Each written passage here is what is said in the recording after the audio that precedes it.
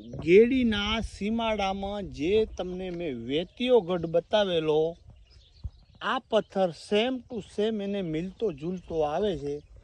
તો ભગવાન જાણે શું પાંડવો અહીંયાથી હું લઈ ગયા છે અને આ પથ્થર હામો તૂટી ગયેલો હોય ને હામો ક્યાંય ગળા પડ્યા એવું પાછું ક્યાંય પ્રમાણ નથી.